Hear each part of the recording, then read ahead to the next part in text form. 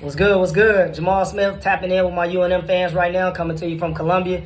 What's up, everybody? It's Pancake Thomas here. What's up, Lobo fans? Anthony Mathis here. Yeah, Giddens here. DeAndre Lansdowne here. Kendall Williams here. Tony Danrich. It's Drew Gordon here. Tim Williams. Hey, this is Antonio Jackson, former Lobo point guard.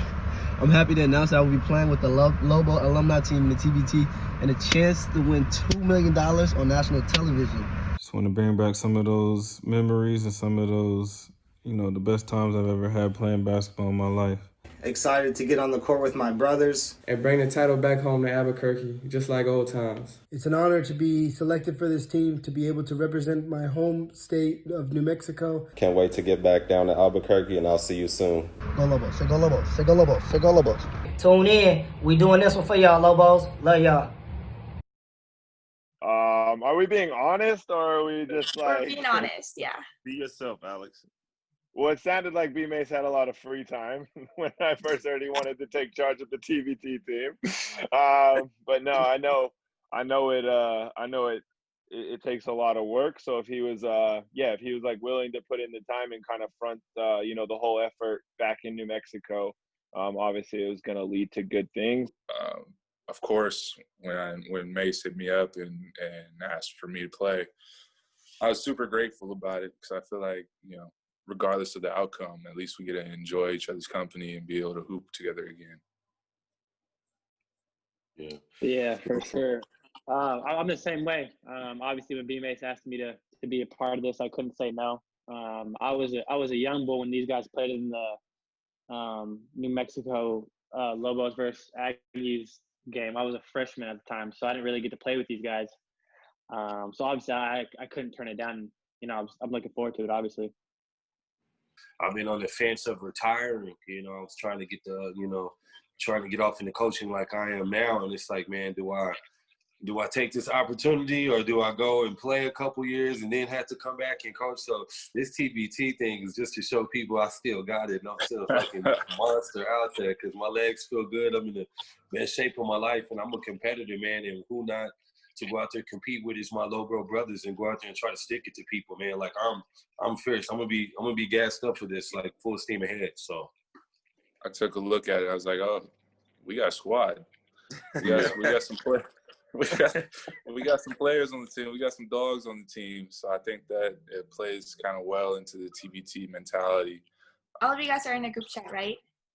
some of us are in different ones, and like it's all kind of weird. Certain people don't mess with certain people, so yeah.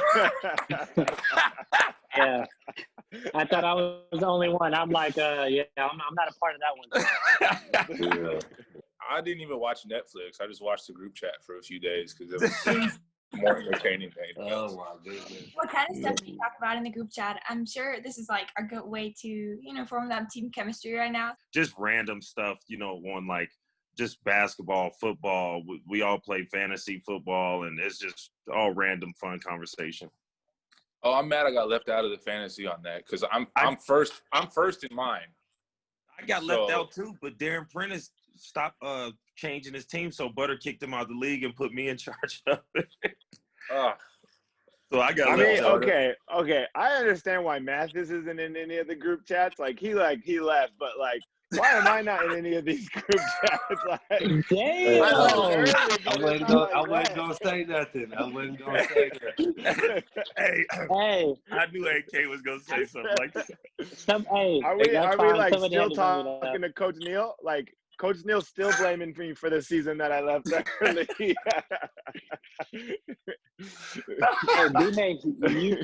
B-Mace was there. P-Dub's still not talking to me. No. Hey, time out. Time out. This is AK. I'm pretty sure that you got left off some of the group chats because you just like to spill gasoline on things and then step back and just watch it burn. Hey, bro, I've tried to kick myself out the group chat 5 or 6 times. I talked to Mace yesterday. I was like, man, take me out of this. Take me out. all in all, it's everything and anything in the group chat, I feel like. Michael Cooper he'll be large and in charge. He's excited about it as well. Do all of you guys know him, and what do you think about him? We met him when I was about a junior at New Mexico. Coach was his first year. He's just a great dude. I mean, I love his energy. I love his, his personality. Super outgoing. So I'm super excited to work with him. I haven't been around for a while, so I'm not as well as acquainted with him. But everything that I've heard from him has been super positive, super supportive. So based on that alone, I know he's a good dude, and I know that we're gonna be, kind of like how we are now. We're fun, free flowing, everything's good. So excited to get rocking. Yeah, Coop's a legend. So I got a chance to spend some time, be around him when B Mace was in the D League out here and stuff. I got a chance to meet him when I was in college, and so I haven't seen him since I've been pro. But I mean, it's Coop. Everybody has the utmost respect for him. One of the greatest Lobos of all time, NBA champion. I mean, WNBA champion as a coach. Like his accolades, are off the charts. And so it's like, man, I'm excited. I didn't know that he was coaching until just now. So I thought he was next. I was riding with you, mate. So I was riding with you, boy. Now Coop's there. I'm really in. Oh wow, that's funny. Yes. People will remember you for different things, of course, like as in your time in Mexico. But what do you want people to kind of remember you for? Damn, that's a deep question. Yeah. I don't know. Like, what kind of teammates do you want to give now, like for this specific team? And it can just be on the court thing, you could say, I'm going to be the best defender, and that's what they're going to know me for now. I really stopped playing for stats. Like my last 3 or 4 years, I literally just played to win the game. So if somebody else was going off, I'm like, well, shit, now I can get extra rebounds or I can get extra steals. So I think if we all just play to win and trust in each other, we had the pieces to make noise. If you pay attention to the teams that win the TBT tournaments, it's the teams that play the right way. And so that would be what I want to say to the guys. Like, hey, let's go out here. Let's just play the right way. Let's play hard. But me personally, man, I don't play for stats. I just play to win the game. Whoever's doing the best, whoever has it flowing for them that day, then let's ride that wave. But I don't think there's anything selfish about this team. So I don't think that there's going to be, I have to be the best scorer, I have to be the best defender. I got to be on the floor at this time, I got to be on the floor at that time. I think it's just kind of whoever's hot, whoever is clicking with anybody else. Let's go with that direction. Let's go in that direction, and let's see what we can make of it. Yeah, so I'm gonna go the opposite way, and I'm gonna take this as my time to be J.R. Giddens. So I'm just if I catch the ball, I'm going to shoot it. So I'm just gonna go with that. But no. Really, I think you guys said all the right things. I mean, just play the right way, and I mean, just have fun with it. I mean, this is like the ultimate sacrifice for the team. There's nobody going to get drafted off of this. There's nobody got, I mean, okay, there's opportunities to get jobs off of this and that kind of thing. I can still get drafted. This is a single elimination, tournament. And I don't know how many guys have played in it before, but I've played in it. This would be my 3rd or 4th time. So, yeah, I've been on a team that, I didn't play in the championship, but one of the teams I was on made it to the championship. And it's all about playing the right way and playing like hard, like from the jump ball. And if you don't bring it, I mean, I've seen some like absolutely terrible teams upset, some like EuroLeague All-Star teams, and it's just one of those events, one of those AAU type events where if you don't bring it from the start, I mean, all this preparation and all this hard work that people put together, it just goes to waste in 40 minutes. I'm going to say this. Hey, Tone shot the ball more here in New Mexico than I did, just personally. He had a bigger green light to me. I think that's cap. I think that's cap.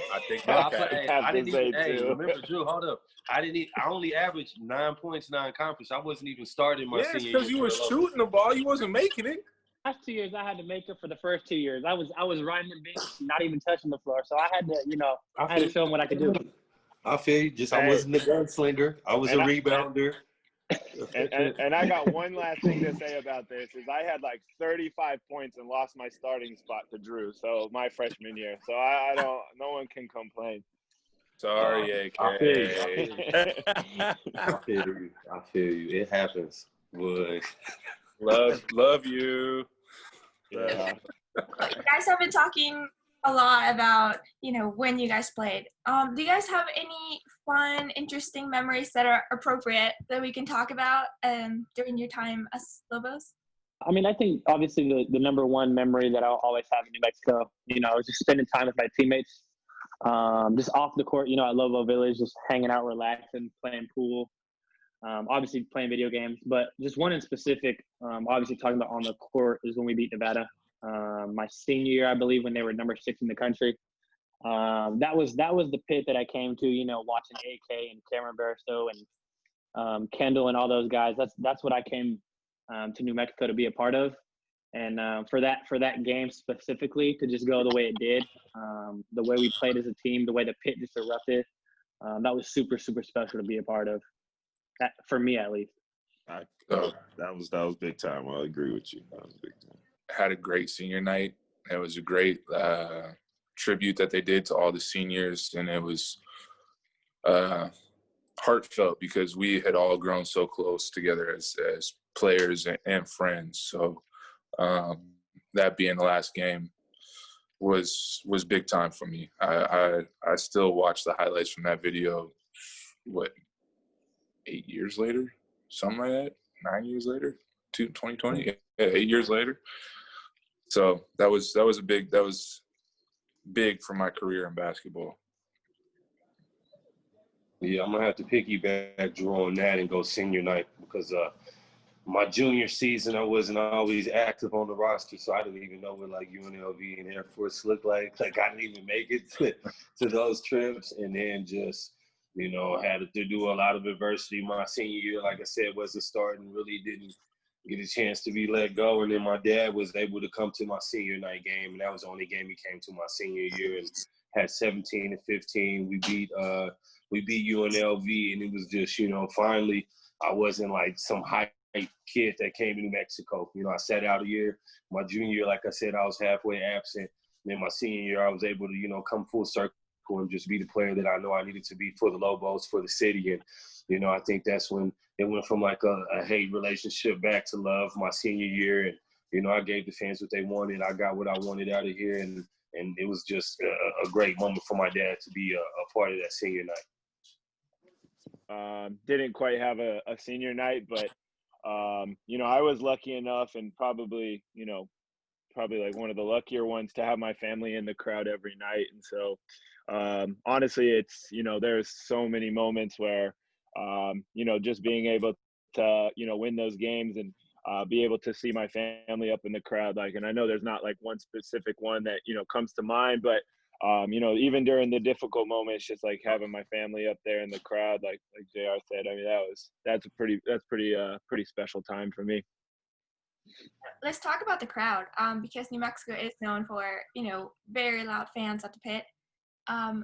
What do you think their reaction is going to be when they hear about this alumni team, and what do you expect from them as they watch you play? It's just you couldn't do this everywhere. It's just because it's New Mexico alone. These type of fans, like, they love you forever, man. And once they hear the roster, once they hear what's going on, they'll do anything to be a part of it and watch it and be there and support it. It's just, New Mexico is just die hard like that, and that's what makes this place special. But somebody else can answer because I didn't play here. So I think the biggest thing right now is getting over this whole COVID situation. But regardless, people are going to be there virtual. People are going to be on social media.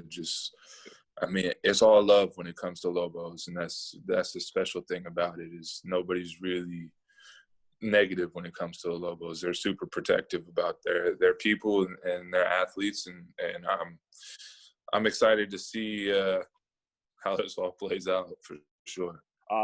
Getting that social media following and getting that fan following is going to be really important for us. So it's like, yeah, of course we want you guys, but we're really, really going to need the Lobo fans. And, I think this is going to be a whole state thing. I don't think this is just going to be, it's going to be mostly Lobo, but with some of the other players coming from different places and being, raised in New Mexico, I think this is going to be like a whole statewide thing. So I'm really, really excited to get because, I'm from there, born and raised. So, I'm excited to see where we can take this.